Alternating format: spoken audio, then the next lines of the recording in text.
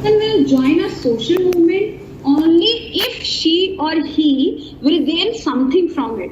Further, they will participate when the risks are less than gains, because the human nature is very calculative behavior. तो इसका मतलब क्या है? Manson Alter is saying, as per the rational utility maximizing theory, he says that the human being's behavior is very calculative. When the connection of certain movement of people, or you can say people usually connect with anything when they find this helpful for them, and always they connect with these movements when they think that the gains are more and the losses are less, है ना? तो मतलब तभी वो जुड़ते हैं किसी भी सोशल मूवमेंट से. तो ऑल्कर क्या बोलते हैं रैशनल यूटिलिटी मैक्सिमाइजिंग थ्योरी के द्वारा? वो ये बोलते हैं कि जो ह्यूमन नेचर है इट इज वेरी कैलकुलेटिव, है ना? वो हमेशा एक गुणा भाग में लगा रहता है, और कोई भी पर्सन किसी भी सोशल मूवमेंट से तभी जुड़ता है जब उसका उससे सेल्फ इंटरेस्ट जुड़ा हो, और वो फिर तभी जुड़ता है जब वो ये देखे कि कोई भी जो मूवमेंट हो रहा है उससे उसको क्या फायदा होगा और उसको क्या नुकसान होगा. और जब नुकसान कम होता है और फायदा ज्यादा होता है, यूजुअली लोग तभी जुड़ते हैं. अगर हम इसकी बात करें, अगर हम इसकी अन्ना हजारे मूवमेंट की बात करें, तो आम आदमी पार्टी में जो केजरीवाल है वो इसलिए जुड़ा सोशल मूवमेंट में according to the rational utility maximising theory, कि उनको अपनी जॉब से तो कुछ नहीं मिल रहा था, तो उन्होंने सोचा कि हाँ अगर मैं इसमें हाईलाइट हो गया तो I will be able to make a political party जो कंटेम्प्रेरी टाइम पे हो भी चुका है. It is just a example. और भी इसके बहुत सारे एग्जाम्पल हैं. इसका एग्जाम्पल सिंपल यही है कि people usually connect with any movement when they find this movement helpful and they find that the gains are more and the risk are less, and when their self interest is connected with this. तो इसीलिए लोग usually social movement से जुड़ते हैं.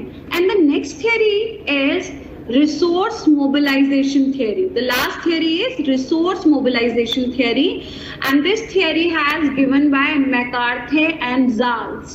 Okay, so McCarthy and Zals proposed this theory by rejecting the Olson's rational utility maximizing individual theory, where Olson's argue that people participate in social movements when individual wants to fulfill their self-interest. Instead, they argued that a social movement success depends on its ability to mobilize resources or means of different sorts. If a movement can muster resources such as leadership, organization capacity, and communication facilities, and can use them within the available political opportunity structure, including these social movements have capacity to create its own resource of mobilizing people. तो यहाँ पर resource mobilization theory is given by McCarthy and Jal, and they actually counter the Olson's theory of rational utility maximizing individual theory. They counters that, as Olson says, usually people connect with a social movement when they find the social movements are connected with their self-interest, and they usually connect with the social movement when they find that the gains are more and the risks are less. People only connect with the social movement. So he counters this argument of given by Olson, and he says no, it is not true. Basically, people usually connect with any social movement as per the power of mobilization, power of social movements mobilization. When any movement is powerful to mobilize more and more people through various resources like media, torch, and candlelight, or their issues or other political opportunities, only then people attract with the movement, and only people that attract with the movement's issues, and they continuously connect with this. Means the mobilization is the strong point, and it depends on the different resources. तो यहाँ पर McCarthy और जाल्ट ने क्या करा है, जाल्ट ने Olson की जो rational utility maximising individual theory, यानी कि इसे हिंदी में बोल देंगे ऑल्सन की थ्योरी जो है वो तार्किक utility maximising individual theory, utility को बोलेंगे तार्किक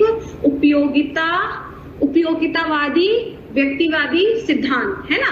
इसका इन्होंने क्या करा, इसका इन्होंने विरोध किया है। इसको इन्होंने ये बोला कि जैसा कि ओल्सन बोलते हैं rational utility maximising individual theory में कि जो लोग हैं वो किसी भी सोशल मूवमेंट से तभी जुड़ते हैं जब वो ये पाते हैं कि कोई सोशल मूवमेंट जो है उससे जुड़ने में हमारा सेल्फ इंटरेस्ट है, हमारा हित जुड़ा हुआ है और उसमें जुड़ने का हमें नुकसान कम होगा, फायदे ज्यादा होंगे, वो तभी उस सोशल मूवमेंट से जुड़ते हैं। लेकिन यहाँ पर रिसोर्स मोबिलाइजेशन थ्योरी यानी कि जो स्रोत लामबंदी सिद्धांत है, रिसोर्स मोबिलाइजेशन थ्योरी को हिंदी में बोलते हैं रिसोर्स लामबंदी सिद्धांत, तो इसके हिसाब से मैकार्थी और जाल्ट बोलते हैं कि नहीं ऐसा नहीं है। ऑल्सन का ये कहना बिल्कुल गलत है क्योंकि किसी भी मूवमेंट आगे बढ़ेगा या नहीं बढ़ेगा वो इस बात पे डिपेंड करता है कि वो ज्यादातर लोगों को किस तरीके से मोबिलाइज करता है, किस तरीके से अट्रैक्ट करता है। और अट्रैक्ट करने के कई अलग अलग कारण हो सकते हैं, जैसे leadership.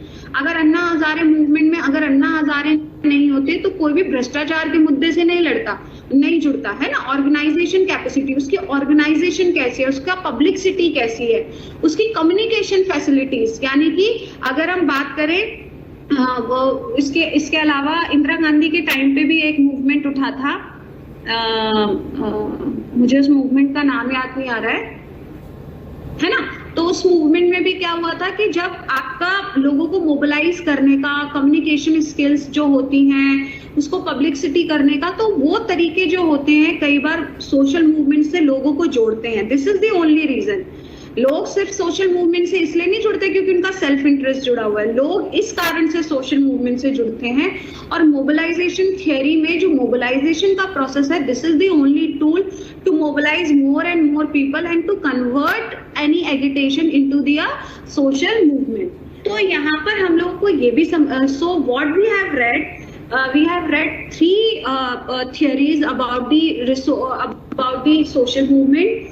First is relative deprivation theory, जिसको हम वंचना सिद्धांत भी बोलते हैं। वंचना सिद्धांत क्या है? It is a psychological theory which focuses different ideologies. When people start thinking that there is something wrong and it need to be changed, people start protest. मतलब जब लोगों को ये पता चलता है कि वो वंचित हो रहे हैं मुख्य धारा से, कुछ गलत हो रहा है, तो वो लोग क्या करते हैं, उस विचारधारा को ध्यान में रखते हुए अगेंस्ट द स्टेट हो जाते हैं, एगिटेट करना स्टार्ट कर देते हैं और प्रोटेस्ट करते हैं। उसको भी सोशल मूवमेंट, वो एक दूसरी थियरी है सोशल मूवमेंट की। दूसरी थियरी जो आती है वो है rational utility maximising individual theory, यानी कि तार्किक उपयोगितावादी व्यक्तिवादी सिद्धांत। ये जो है मैंकर और ऑल्सन ने दिया था और उनकी बुक थी logic of collective action, where they says कि people usually connect with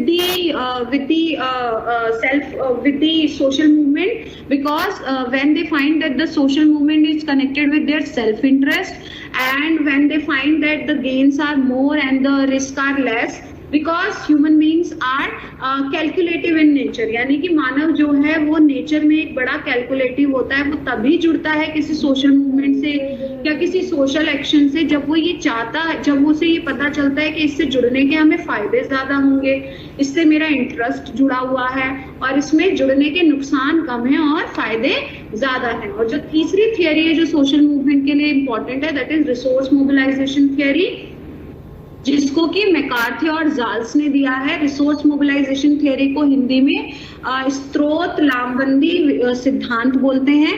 इस थियरी में जाल्ट और मैकार्थी ने ऑल्सन की जो rational utility maximising individual theory है उसको क्रिटिक किया है और उसमें उन्होंने ये बोला है कि नहीं, लोग जो है, अगर ऑल्सन ऐसा बोलते हैं कि इसलिए जुड़ते हैं क्योंकि उनका सेल्फ इंटरेस्ट जुड़ा हुआ होता है तभी वो सोशल मूवमेंट से जुड़ते हैं, ऐसा सही नहीं है।